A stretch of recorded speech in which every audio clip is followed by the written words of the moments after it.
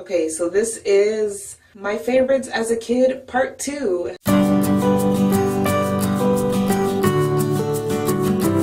If you missed yesterday's video, VEDA day 19, I did my favorites as a kid TV edition, and now I'm doing my favorites as a kid book edition. So I had a couple favorites. Some of my favorites as a kid, Harry Potter.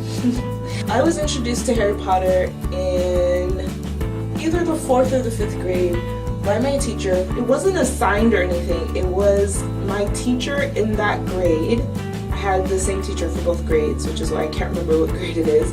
But my teacher in that grade, I think like at the end of every day or at the end of lunch, at some point in time in the day, he would just read to us.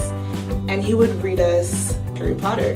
And I think when he was reading it, he was reading the first one, and I think the second book had just come out when he started reading us the first one. So obviously the story, magic, and all of the creatures and everything, of course that's something that attracted me to Harry Potter as a kid. But I think another thing that really attracted me was the fact that only the first 2 books have been written, and Hogwarts is a 7-year school, and each book is for 1 year of school. I think something about that in my head was like, oh my goodness, I get to read them as they come out. I get to I don't know, it's like something you get to do and then wait for the next one, which is kind of sad when it ends. But I just remember being in the bookstore one day, and I already knew about Harry Potter. I think our teacher was still reading the first one to us, and I remember seeing the second one. And I remember pointing it out to my mom and being like, look, it's the second one. And I don't know, I just remember being so excited that only 2 were out. I guess as a 10 and 11-year-old, 5 more books seems like it will take forever. And so you think it's gonna last a lifetime, and it's really exciting to grow with something, I guess. I guess that's what excited me about it. But just to this day, huge Harry Potter fan. All but one movie, I waited at midnight for the movie to come out. I'm one of those people. I am. And I have no shame about it. Another favorite of mine wasn't a book, but it was a monthly magazine for kids. I wouldn't even call it a magazine. I don't know what I would call it. Dear goodness, I wish I knew what it was called, but it's called Highlights.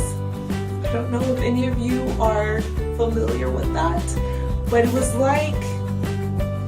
the closest thing I could think of is a magazine, a magazine/newsletter.